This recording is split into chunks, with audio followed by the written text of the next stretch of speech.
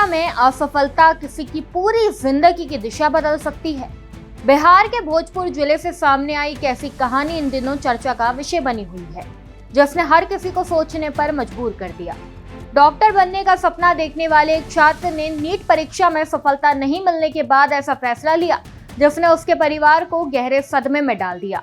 2 साल तक कोटा में रहकर मेडिकल प्रवेश परीक्षा की तैयारी करने वाला ये छात्र अचानक घर छोड़कर वृंदावन पहुंच गया और वहां संन्यास का जीवन अपना लिया। नमस्कार, मैं हिमांशी राजपूत और आप देख रहे हैं भारत एक्सप्रेस डिजिटल। भोजपुर जिले के आरा शहर के टाउन थाना क्षेत्र स्थित शीतल टोला निवासी सिद्धांत विशाल का सपना डॉक्टर बनने का था।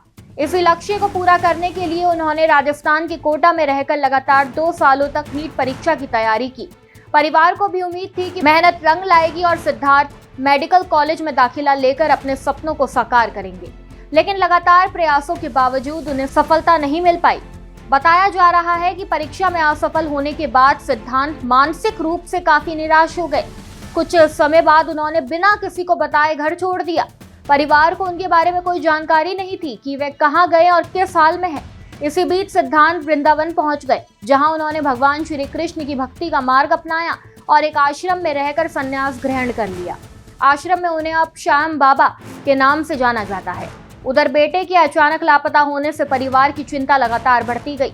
परिजनों ने रिश्तेदारों और परिचितों की यहाँ तलाश की, लेकिन जब कहीं कोई सुराग नहीं मिला तो आरा के टाउन थाने में गुमशुदगी और अपहरण का मामला दर्ज कराया गया। पुलिस ने भी उनकी तलाश शुरू कर दी।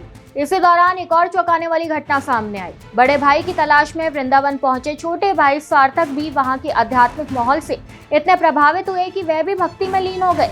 इससे परिवार की चिंता और बढ़ गई। कई महीनों की तलाश और जांच के बाद भोजपुर पुलिस को सूचना मिली कि सिद्धांत वृंदावन के एक आश्रम में रह रहे हैं। स्थानीय पुलिस की मदद से उन्हें बरामद कर भोजपुर लाया गया। इसके बाद उन्हें अदालत में पेश किया गया, जहां सिद्धांत ने स्पष्ट रूप से कहा कि उन्होंने अपनी इच्छा से संन्यास ग्रहण किया है। उन्होंने कोर्ट को बताया कि वे किसी दबाव में नहीं और दोबारा वृंदावन लौटकर आश्रम में ही रहना चाहते हैं। ये मामला सिर्फ एक छात्र की कहानी नहीं, बल्कि उन हजारों युवाओं की मानसिक स्थिति की ओर भी इशारा करता है, जो प्रतियोगिता परीक्षाओं में दबाव और असफलता के कारण गहरे तनाव से गुजरते हैं। ये घटना हमें याद दिलाती है कि किसी भी परीक्षा में असफल होना जीवन का अंत नहीं होता। हर असफलता के बाद एक नई शुरुआत का अवसर होता है। ऐसे समय में परिवार का साथ, मानसिक सहयोग और सही मार्गदर्शन बेहद जरूरी होता है, ताकि कोई भी युवा निराशा में ऐसा कदम ना उठाए जिसका असर पूरी जिंदगी पर पड़े। खैर, इस खबर पर आपकी क्या राय है, हमें कमेंट में जरूर बताएं। वीडियो में बस इतना ही। ऐसी ही तमाम खबरों को जानने के लिए देखते रहिए भारत एक्सप्रेस डिजिटल।